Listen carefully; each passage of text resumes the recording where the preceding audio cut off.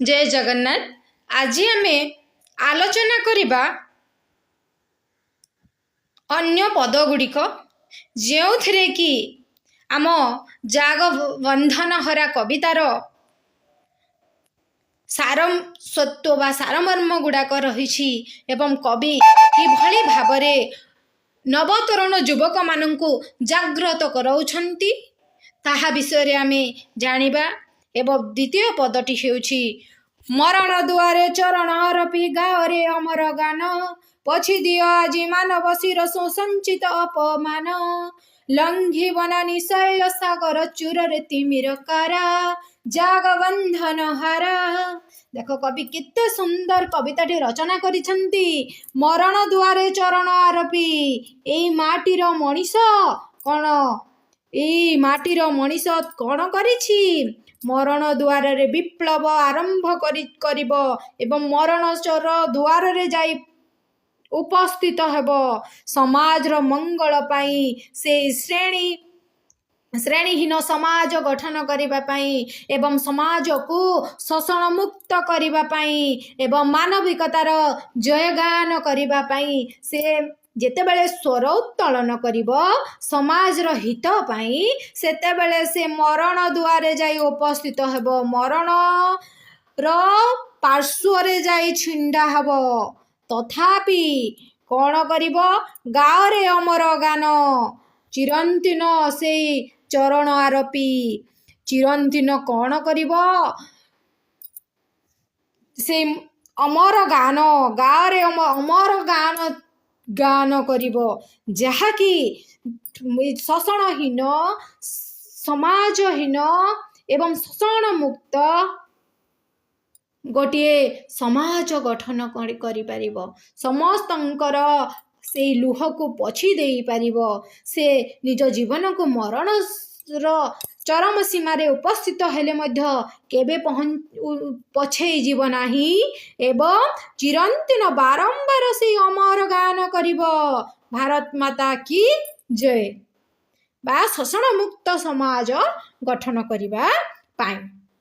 पुणी कहते पछी दियो आजि मानव शिरसो संचित अपमान तमे माने मरणर द्वार रे छिड़ा हेथिले मध्य तमे माने केबे पछ घुंचा देव नाही अमरर गान करिब विजयर गान करिब एवं पछी दियो जो मानव से मनीषर शिर रे कौन अछि मनीषर मुंड रे जो अपमान तिरस्कार लांछना भरी दिया जाइछि से जो अपमान रही जाइछि पूर्व कालरू से अपमान को तमे माने पछी दियो एवं ताकू गोटे सुस्थ समाज गठन करिबारे चेष्टा कर।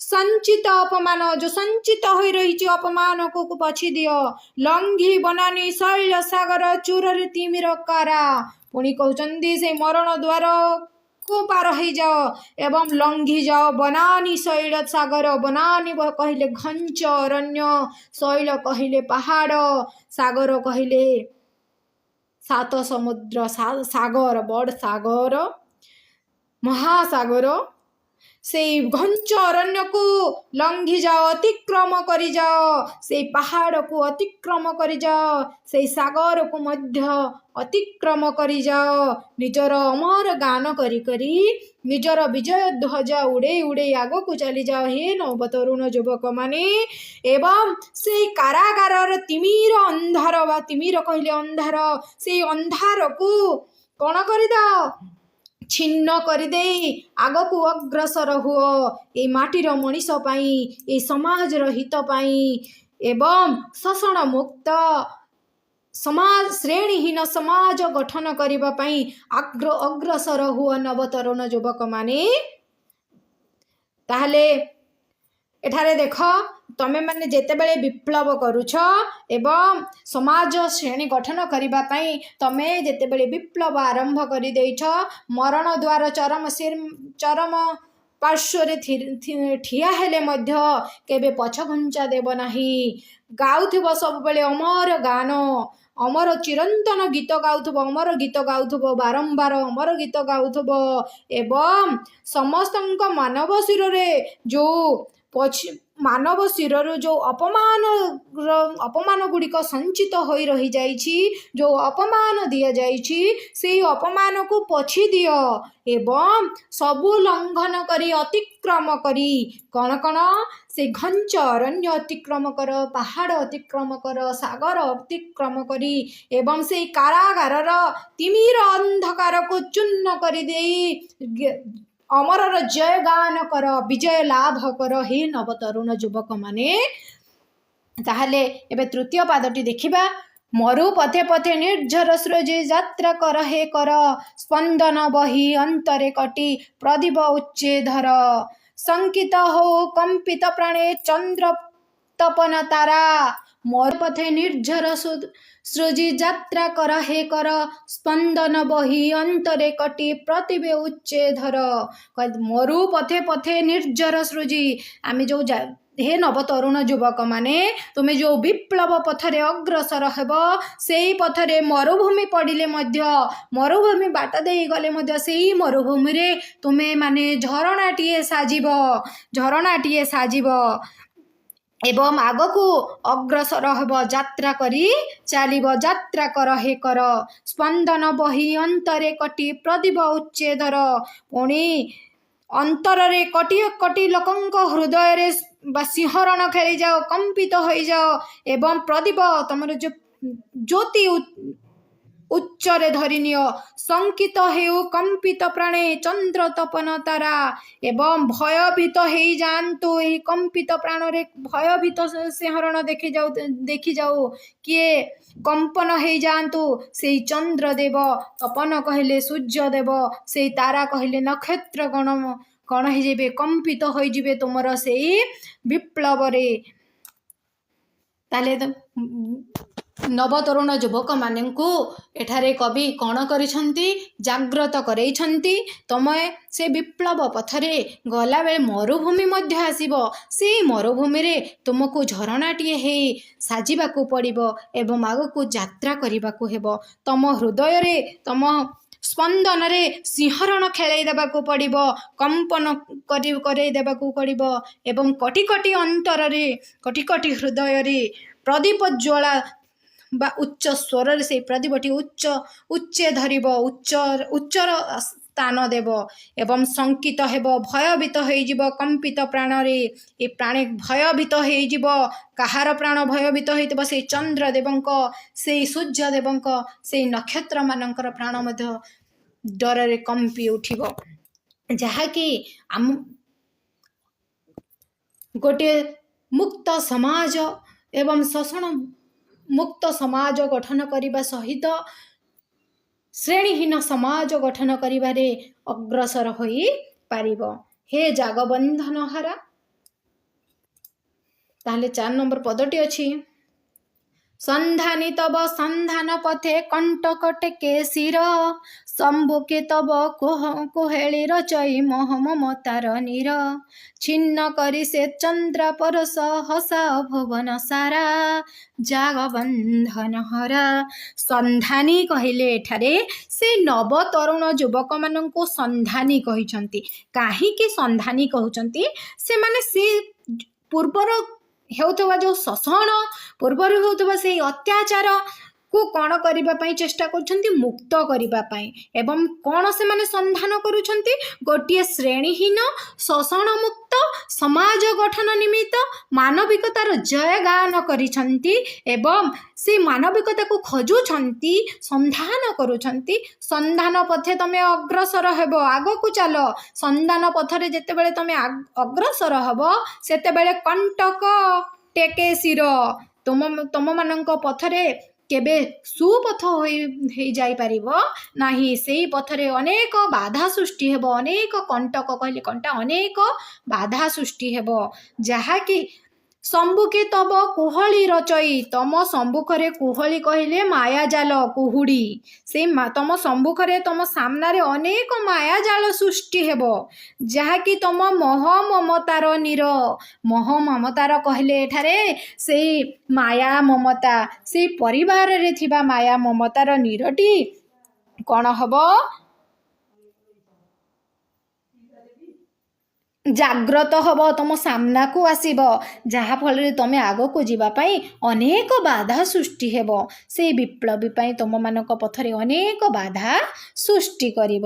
ଛିନ୍ନ କରି ସେ ତନ୍ଦ୍ରା ପରଶ ହସାହ ଭୁବନ ସାରା, ଭିନ୍ନ କରି ସେ ତନ୍ଦ୍ରା ପରଶ ହସାହ ଭୁବନ ସାରା। ପୁଣି କହୁଛନ୍ତି ଭିନ୍ନ କରି ସେ ତନ୍ଦ୍ରା, ଭିନ୍ନ କହିଲେ ଦୂରେଇ, ତମେ ଭିନ୍ନ କହିଲେ ଦୂରେଇ ଦିଅ ସେଇ ତନ୍ଦ୍ରା ପରଶକୁ, ସେଇ ମୋହ ମାୟା ନିଦ୍ରାକୁ, ସେଇ ମାୟାଜାଳ ନିଦ୍ରାକୁ କ'ଣ କରିଦିଅ? ଦୂରେଇ ଦିଅ, ପରଶ କରିଦିଅ ଏବଂ ଭିନ୍ନ କରିଦିଅ, ତମ ପାଖରୁ ତାକୁ ଅଲଗା କରିଦିଅ। ହସାଅ ଭୁବନ ସାରା। ଯେତେବେଳେ ତମେ ତମ ନିଜ ମୋହ ମାୟା ଏବଂ ସେଇ ପରିବାରର ମମତାରେ ଯଦି ନ ରହିବ, ତାହେଲେ ତମେ ସାରା ଦୁନିଆକୁ ହସେଇ ପାରିବ ବୋଲି ଏଠାରେ ଜାଗ୍ରତ କରାଉଛନ୍ତି କବି ଅନନ୍ତ ପଟ୍ଟନାୟକ ନବତରୁଣ ଯୁବକମାନଙ୍କୁ। ଜାଗ ବନ୍ଧନ ହରା, ଏ ବନ୍ଧନକୁ ଦୂର କର, ତମେମାନେ ଜାଗ୍ରତ ହୁଅ। ଏଇ ଶୋଷିତ ଜାତିମାନଙ୍କୁ ଏବଂ ଦୁଃଖୀ ଲୋକମାନଙ୍କ ଦୁଃଖକୁ ଦୂର କର, ତାଙ୍କ କାନ୍ଦକୁ, ତାଙ୍କର କ୍ରନ୍ଦନକୁ ବନ୍ଦ କରିଦିଅ ହେ ନବତରୁଣ ଯୁବକ ମାନେ। ତାହେଲେ ଏବେ ଶେଷ ପଦଟି ଦେଖିବା। ଚିର ଅତୀତର ଜୀର୍ଣ୍ଣ ଜୀବନ ଜାଗ ହେ ଭବିଷ୍ୟତ, ଚୂର୍ଣ୍ଣ କରୁରେ ସନ୍ଦନ ତବ ପୀଡ଼ନର ପରବତ। ଭାଜି ପଡ଼ୁ ଆଜି ଅର୍ଗଳ ରାଜି, ଘେନ ବିଜୟର ମାଳା, ଜାଗ ବନ୍ଧନ ହାରା। ଚିର କହିଲେ ଚିରି ଦିଅ ସେଇ ଅତୀତର ସେଇ ଦୁର୍ବଳ ମଣିଷମାନଙ୍କର ଦୁର୍ବଳତାକୁ, ଜୀବନକୁ, ସେଇ ଦୁଃଖମୟ ଜୀବନକୁ କ'ଣ କରିଦିଅ? ତମେମାନେ ଚିରି ଫାଡ଼ି ଫୋପାଡ଼ି ଦିଅ, ଆଉ କିଛି ରଖ ନାହିଁ। ସେଇ ପୂର୍ବରେ ଯେଉଁ ଅତୀତରେ ହେଇଥିବା ଯେଉଁ ଦୁଃଖ କଷ୍ଟକୁ ତମେମାନେ ଚିରି ଦିଅ, ଫାଡ଼ି ଦିଅ ବା ଫୋପାଡ଼ି ଦିଅ, ଆଉ ସେ ଦୁଃଖ ରାଶିକୁ ରଖ ନାହିଁ। ଜାଗ ହେ ଭବିଷ୍ୟତ, ତମେ ତମର ଭବିଷ୍ୟତକୁ ଜାଗ୍ରତ ହୁଅ, ଭବିଷ୍ୟତ ପାଇଁ ତମେମାନେ ଜାଗ୍ରତ ହୁଅ। କିଭଳି ଭାବରେ ଭବିଷ୍ୟତରେ ନବତରୁଣ ଯୁବକମାନେ ସମାଜରେ ବା ଏଇ ଦେଶରେ ନୂତନତାର ସୃଷ୍ଟି କରିପାରିବ ଏବଂ ପ୍ରତ୍ୟେକଙ୍କ ଓଠରେ ହସ ଫୁଟେଇ ପାରିବ, ସେଥିପାଇଁ ଜାଗ୍ରତ ହୁଅ ଏବଂ ଦୁଃଖ କଷ୍ଟ ଯନ୍ତ୍ରଣା ସହ୍ୟ କରିଥିବା ଅତୀତକୁ ତମେମାନେ ଛିନ୍ନ କରିଦିଅ। ସେଇ ଦୁର୍ବଳତାକୁ ତମେମାନେ ନିଜ ମନ ଭିତରୁ କାଢ଼ି ଦିଅ ଏବଂ ଜାଗ୍ରତ ହୁଅ ନିଜ ଭବିଷ୍ୟତ ପାଇଁ। ଚୂର୍ଣ୍ଣ କରୁରେ ସନ୍ଦନ ତବ ପୀଡ଼ନର ପରବତ। ପୁଣି ଚୂର୍ଣ୍ଣ କରୁରେ ସନ୍ଦନ ତବ, ତୁମ ପଥରେ ଯେଉଁ ପୀଡ଼ାର ଭାବନା ଆସିଥାଏ ବା ଯେଉଁ ଯନ୍ତ୍ରଣାର କଷ୍ଟ ଗୁଡ଼ାକ ଆସିବ, ତାକୁ କ'ଣ ସ୍ପନ୍ଦନ କହିଲେ ଏଠାରେ ରଥ। ସେଇ ରଥଟି, ଯେଉଁ ପୀଡ଼ା ରଥଟି ତୁମମାନଙ୍କୁ କ'ଣ କରିଦେଉ? ଚୂର୍ଣ୍ଣ କରିଦେଉ ଏବଂ ତମେ ଅଗ୍ରସର ହେଇପାରିବ, ଆଗକୁ ବଢ଼ିପାରିବ। ବିପ୍ଳବ ସହକାରେ ସମାଜକୁ ଗୋଟିଏ ହସ ଦେବା ସହ ବିପ୍ଳବରେ ଆଗେଇଥିବା ଯେଉଁ ପୀଡ଼ା ଗୁଡ଼ାକ ଦେଉଛି, ତାହା ସବୁ କ'ଣ କରିଥାଉ? ଚୂର୍ଣ୍ଣ କରିଦେଉ ସେଇ ରଥଟି, ସେ ପୀଡ଼ିତ ରଥଟି ଚୂର୍ଣ୍ଣ କରିଦେଉ। ଭାଜି ପଡ଼ୁ ଆଜି ଅର୍ଗଳ ରାଜି, ଘେନ ବିଜୟର ମାଳା। ଭାଙ୍ଗି ପଡ଼ୁ ଆଜି ଅର୍ଗଳ ରାଜି, ଭାଙ୍ଗି ଯାଉ ତୁମର ସେଇ ବନ୍ଧନ। ରାଜି କହିଲେ ସମୂହ, ସମଷ୍ଟି। ତୁମ ପାଖରେ ଯେଉଁ ବନ୍ଧନ ଅଛି, ମାୟା ବନ୍ଧନ ଯେଉଁ ରହିଯାଇଛି, ସେ ମାୟା ବନ୍ଧନକୁ ଭାଙ୍ଗି ଦିଅ ତମେମାନେ ଏବଂ ଆଗକୁ ଅଗ୍ରସର ହୁଅ, ଯାହାଫଳରେ ବିଜୟର ମାଳା ତୁମେମାନେ ଧରିପାରିବ ଏବଂ ବିଜୟ ପ୍ରାପ୍ତି ହୋଇପାରିବ। ଗୋଟିଏ ଶ୍ରେଣୀହୀନ ସମାଜ ଗଠନ କରିପାରିବ। ସମସ୍ତ ବନ୍ଧନ ତୁଟି ଯାଉ ତମମାନଙ୍କ ପାଖରୁ ଏବଂ ସେମାନେ ବିଜୟର ମାଲ୍ୟ ଘେନି ଉଭା ହୁଅନ୍ତୁ ବୋଲି କବି ଆହ୍ୱାନ ଦେଇଛନ୍ତି ପ୍ରତ୍ୟେକ ନବତରୁଣ ଯୁବକ ମାନଙ୍କୁ। ଏଠାରେ କବି ସବୁବେଳେ ଚେଷ୍ଟା କରିଥିଲେ ଯେ ଗୋଟିଏ ମାନବିକତାର ଜୟଗାନ କରିବେ ଏବଂ ଏ ସମାଜକୁ ସାମ୍ୟବାଦୀ ଚିନ୍ତାଧାରାରେ ଅଗ୍ରସର କରିବେ। ତା ସହିତ ସମାଜକୁ ଶ୍ରେଣୀହୀନ ଶୋଷଣମୁକ୍ତ ସମାଜ ଗଠନ କରିବାରେ ନବତରୁଣ ଯୁବକମାନଙ୍କ ହୃଦୟରେ ଗୋଟିଏ ଜାଗ୍ରତ ଭାବନା ସୃଷ୍ଟି କରିବେ ଏବଂ ପ୍ରତ୍ୟେକ ଅଙ୍କ ମଣିଷକୁ ସୁଖରେ ରଖିବା, ପ୍ରତ୍ୟେକ ଅଙ୍କ ଅଠରେ ହସ ଫୁଟେଇବା, ତା ସହିତ ଦାରିଦ୍ରତାକୁ ଦୂର କରିବା ହେଉଛି କବିଙ୍କର ଭାବନା ବା କବିଙ୍କର ଚିନ୍ତାଶୀଳ କବିତାଟି ଏବଂ ବହୁତ ଅତ୍ୟନ୍ତ ମନୋରମ। କବିତାଟି ଭଲ ଲାଗିଲେ ସବସ୍କ୍ରାଇବ୍ କରିବ।